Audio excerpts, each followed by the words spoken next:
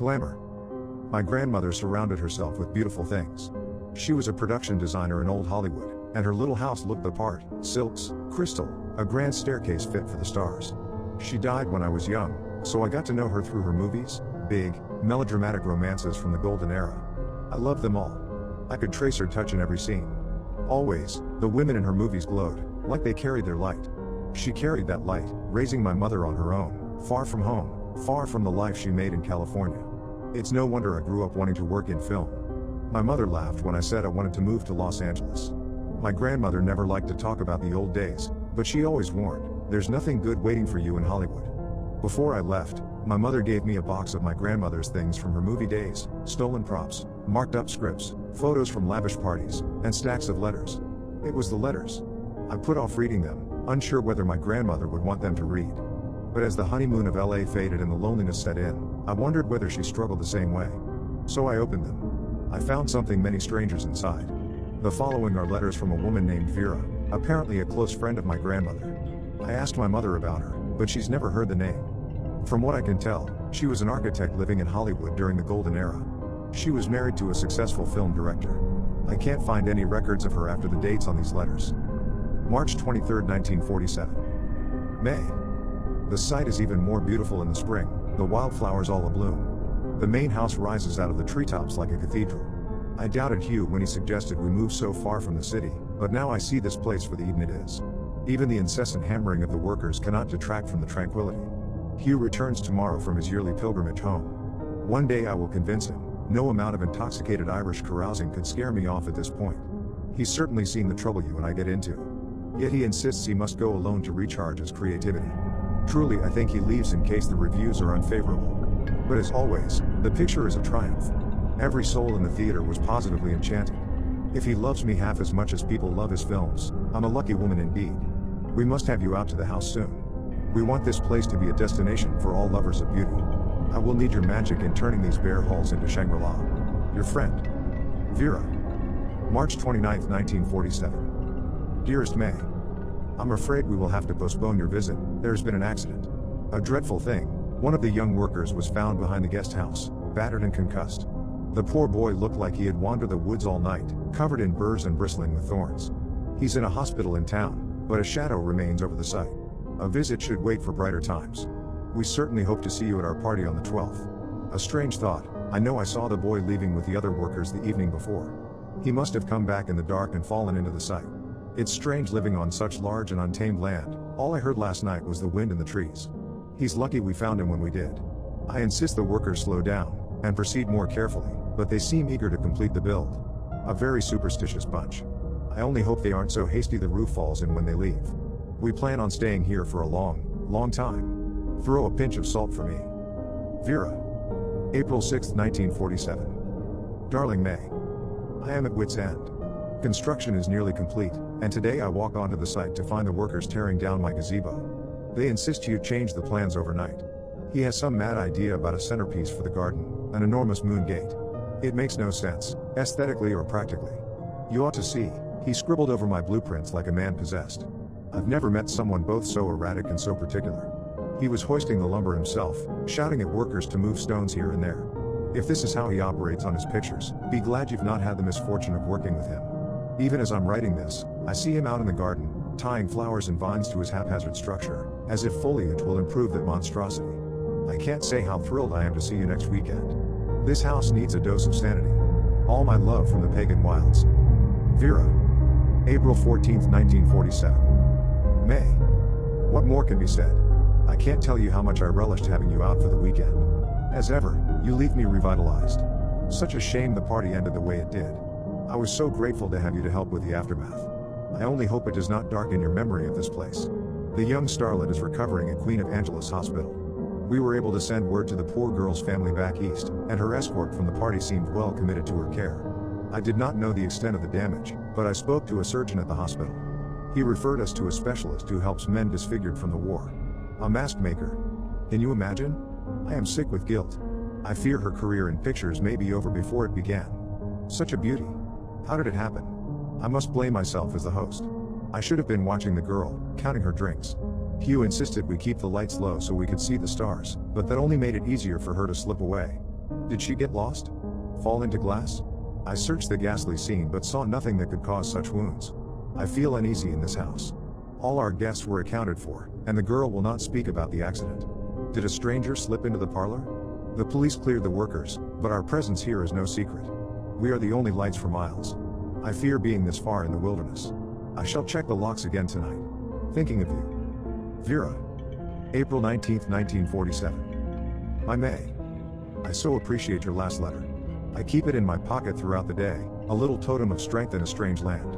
I fear I have been too hard on Hugh. It's easy, comforting, even, to believe in his stony stoicism, but I know he's troubled. There has been a specter over us since the party. He was in the garden last night.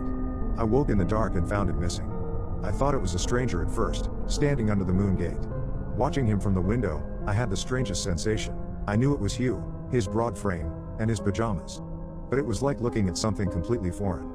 He was sleepwalking, the poor baby. He must have been there for hours. He was shivering, his clothes soaked with dew. I led him back to the house, where he finally woke up. He clung to me as I pulled him off a sinking ship. I wish he had someone he felt he could talk to. Yours. Vera. April 23, 1947. May. It seems I spoke too soon. I have been trying with you, and I thought we were making progress. Imagine my surprise when I step into my kitchen last night for a glass of water and find that starlet from the party standing barefoot in the dark, staring at me. I am at an utter loss. Her injuries must have been greatly exaggerated, as she looked perfectly radiant. You should have seen the way she looked at me, daring me to speak. She might as well have been laughing in my face. I don't know what to do, May. We all knew he had a penchant for young actresses, but this is beyond the pale. In our own house? I'm only writing this to keep myself from cracking up completely. I wish you were here. I've packed a bag.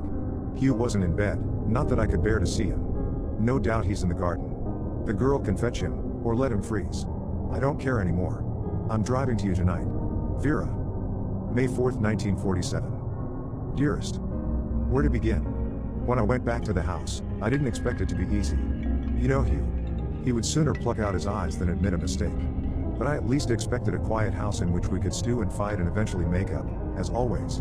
I came back to a midnight bacchanal. The halls were packed, spilling out onto the lawn. Men and women I'd never seen, raucous and wine intoxicated. I could hear the roar of laughter before the house was in view. All the doors and windows were open, the rain pouring in. This was a particularly libertine bunch, no doubt from Hugh's underground days. Tattered suits, torn cocktail dresses, and masks. Oh, the masks. Wood and clay and wet leaves molded into monstrous faces, sneering and cackling. I wanted to tear them apart, the way they grabbed at me as I went through searching for Hugh. I found him locked away in our bedroom, staring out at the chaos in the garden below. I was ready to unalive him for this, for the girl, for everything. Oh May, I just don't know. Something about him that night. As soon as he turned, I saw him, the man I met all those years ago. It was I had been living with his ghost, and here he was, resurrected. He was so tender, so human.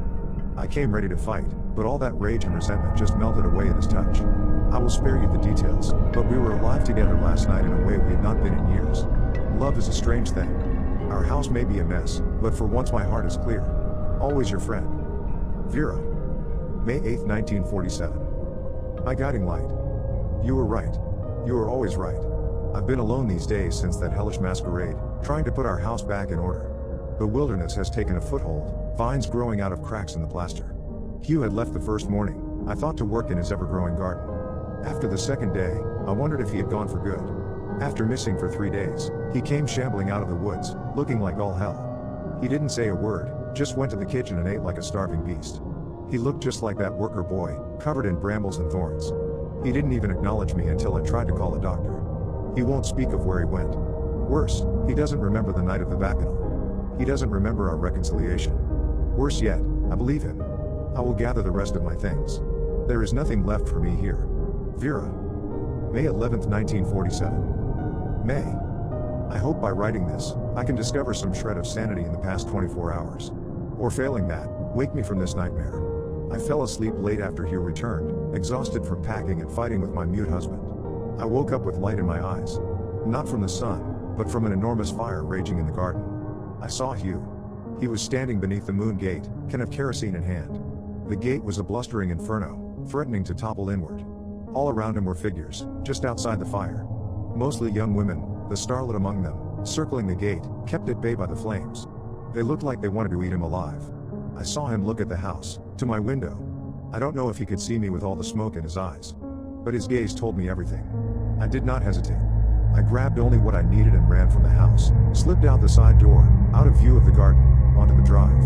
I found the car choked with vines as if it had been rusting in the woods for decades. I went to try the door, but I saw something in the firelight. There was something in the backseat. I say something because while it cut the silhouette of a hulking man, it looked more like something you dig out of the earth. Something knotted and poisonous you dig out of the roots of a garden and throw away. I ran through the woods. I don't know how far. I ran until the pillar of smoke was just a faint trail over the moon. Then I rejoined the road. I walked into town. I've been staying with an elderly couple we met while moving in. The husband is a retired physician, the wife is a school teacher. You would like them. I wanted to leave, to run to you, but I fell ill. Almost as soon as I left the grounds, something gripped me inside, and wouldn't let go. I barely remember knocking on doors in town, my head was swimming so. The doctor tells me I am pregnant. A parting gift from Hugh. I have been in and out of sleep for a few days. I have had the strangest dreams. They sent men to search for Hugh and the girls. There's nothing there but the burned out skeleton of our house, wildflowers already growing over the ash. Please come get me. I want to come home. Love. Vera. When I showed my mother these letters, she didn't speak for a long time. Finally, she shared another memory about my grandmother, one nearly forgotten. My mother was very sick as a baby. My grandmother took her everywhere, but nothing would help. They were sure they would lose her. Finally, according to my grandmother, Auntie V figured out what to do. Auntie V went back to the woods to make you better. My mother has no memory of Auntie V. She doesn't like to talk about the letters or that era of my grandmother's life. Whenever I ask, she simply says, whatever happened, they did it for us. Let's be grateful, and leave the rest behind. There's some sense in that. But it doesn't help me much lately, as I find myself waking up with soil on my feet and brambles in my hair. It doesn't help as the dreams become more frequent. Dreams of murmuring flowers and tangled skin, of muddy masks and stolen faces and a great gate rising in the woods.